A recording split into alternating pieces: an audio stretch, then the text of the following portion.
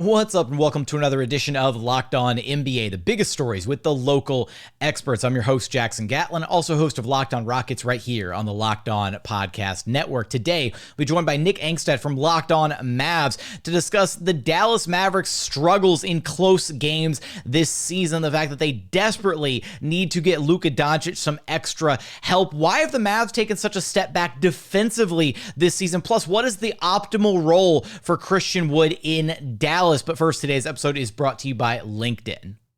These days, every new potential hire can feel like a high-stakes wager for your small business. You want to be 100% certain that you have access to the best, most qualified candidates available. That's why you have to check out LinkedIn Jobs. LinkedIn Jobs helps you find the right people for your team faster and for free. And once you have a free job post made on LinkedIn Jobs, which is so easy, all you have to do is add the purple hashtag hiring frame to your LinkedIn profile to spread the word that you are hiring. Simple tools like screening questions make it incredibly easy to focus on candidates with just the right skills and experience so you can quickly prioritize who you'd like to interview and hire. LinkedIn Jobs helps you find the qualified candidates you want to talk to faster. Post your job for free at linkedin.com/lockedonnba. That's linkedin.com/lockedonnba to post your job for free. Terms and conditions apply. Joining us now is Nick Angstadt, the host of Locked On Mavericks. You can follow on Twitter at Nick Van Exit. Nick, the Mavs are struggling. Like, I don't know any other way to put this. It's a up and down. They're a 500 team, which, you know, they lose 4 games in a row. They win 4 out of 5. They lose 2 games in a row. It's the back and forth of this season. Yeah, but relative to expectations, the Mavs are certainly strong. And here's the crazy thing. Let's look at some of these numbers, right? Because I was so curious. This Mavs team is like the worst, like live and die by their star team that I could find. They have a plus 5.65 net rating when Luka is on the court in 884 minutes. They have a minus 5.38 net rating when Luka is off the court in 379 minutes. They're 1-7 when Luka scores less than 30 or just flat out doesn't play. And they're also tied for second most games played in the clutch. So close games within the final 5 minutes, whatever. Miami has the first with 19 total games. But Mavericks are tied at 18 for second most games. They're 9-9 in these clutch games. What is happening in these games where the Mavs just aren't closing things out, Nick? They rely so much on Luka in so many different ways. And the thing about this Mavericks team is they were, at least at one point, I think they've fallen off after their awful loss without Luka to the Bulls the other night. But they were top 10 in offense and in defense. I think now they're 16th in defense. They literally fell from like 11th to 16th in one game. But their defense was really good last year and has been better this year. Their offense has been better this year. But their defense relies on everybody being interconnected. It relies on communication, rotations being absolutely perfect, and it relies on teamwork, basically, right? Like, imagine that. But then on the other side of the ball, the offense is only just Luka. And so you're asking so much of Luka, like, hey, carry a 1/5 share on defense and then also carry 5/5 share on offense. It's just a lot. And so by the end of the fourth quarter, Luka's had some of the worst fourth quarters that he's had in his career this season because he's carrying so much during the games and working to get the Mavs back in games at certain points that he gets to the fourth quarter and he's just got nothing left. So does the adjustment here, which adjustment makes more sense in your head then?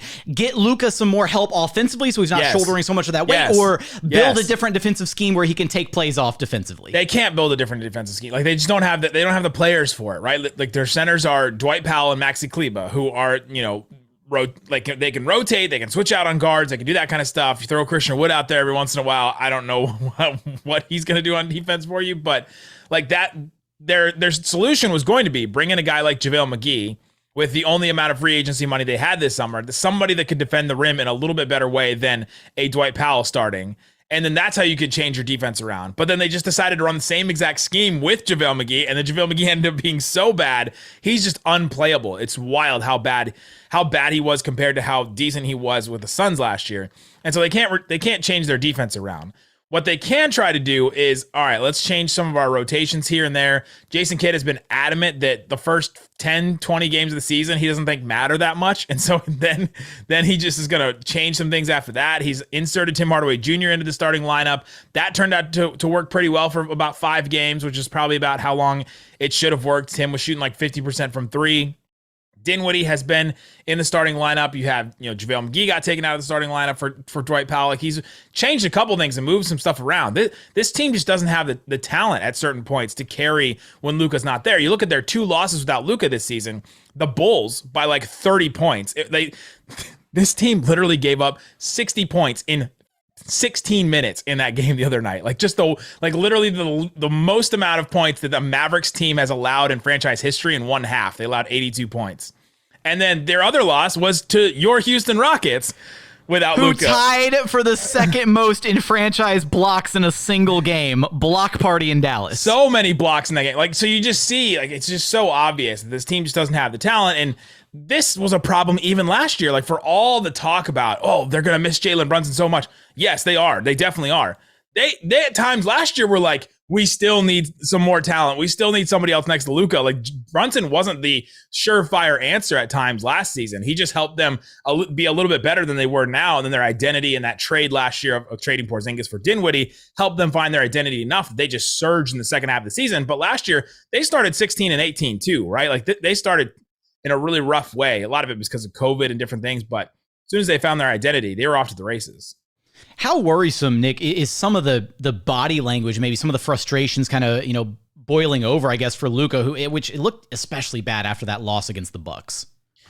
Yeah, that was a tough one because you get down to the end of it. You should have won that game. You're up by 10 with 2 minutes to go, and you miss 5 free throws, 6 free throws at the end of the game within the last 3 minutes or so, and that one's just brutal. You miss it. Dorian misses a defensive rotation, and the play called at the very end where there was 2.3 seconds left. They call a play. The Bucks know exactly what play is coming because the Mavericks have run that play 3 or 4 times this season to try and get a game-winning shot. So he is frustrated, and there's, he's got some time left in his contract. The Mavericks have this window though. They're walking into this window right now where he's got time in his contract, but they got to make a move. They don't have their first round pick this year. It goes to the Knicks unless the Mavericks somehow make it in the top 10 in the draft, which I guess right now is in play, I guess. So unless they make it there, they don't have their pick, but then they have all their future picks after that. They have to make some kind of move either this offseason or next season to bring somebody in that changes this whole thing drastically, or else you're worried about Luka and what he thinks about this franchise. He has said all the right things, though, taking all of it on himself, saying, hey, I got to be better. We got to be better as a team, different things like that. And so you're happy with the things that he's said, but you don't know what he's thinking about this team, this franchise, the talent he has around him. Well, the major acquisition that the Mavericks made this past offseason is the one name you haven't mentioned so far, Rockets legend Christian Wood. I mentioned his defense is not great. Okay, that's fair. Look, we're gonna play a modified version, Nick, of start bench cut with only one name, Christian Wood. What should he be doing for Dallas? Should he be starting? Is he in his right role coming off the bench? Should the Mavericks is his defense bad enough that you just want to move on from him completely? where's the Mavericks? Where are the Mavericks kind of at in their relationship right now with Christian Wood and what he does bring to the table? Oh man, you're a casual. You'll remember that. What a great drop. You'll remember that drop. It doesn't matter. It doesn't matter what I think about Christian Wood because I know exactly what Jason Kidd thinks about Christian Wood. It is so evident and so clear what he thinks. He thinks he is like 6-man, Jamal Crawford, Lou Williams. He thinks he's that kind of guy. We're like, all right, we're probably not going to close with him very often unless he's super hot and is like killing the other team and can take advantage of some of the mismatches that he can create with his shooting and then his play off the dribble a little bit here and there. But he's going to fill it up off the bench. He's going to take advantage of second units, and that's what he's going to do. Do I think he should play with Luka a little bit more? Yeah, I think the Mavericks should lean into being an incredible offensive team because of their personnel instead of trying to be this defensive team that just barely scrapes by on offense at times. And so I think they probably should play him and Luka together more. I don't think it matters necessarily who starts.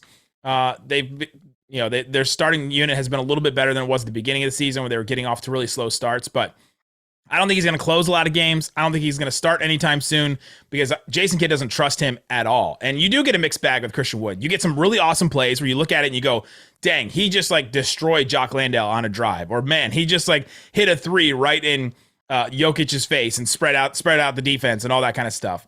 And then you get all right, well, there he goes again, setting another screen on offense, and it's another offensive foul. Or there he goes again with another terrible turnover that you don't want from a center. This team can't afford to have those. And so you get the mixed bag of him. I know exactly what Jason Kidd thinks about him. His role's not changing anytime soon. Can the Dallas Mavericks get Luka Doncic some much needed help? Can they start getting things back on track, maybe winning some more of these close games that they keep finding themselves in down the stretch?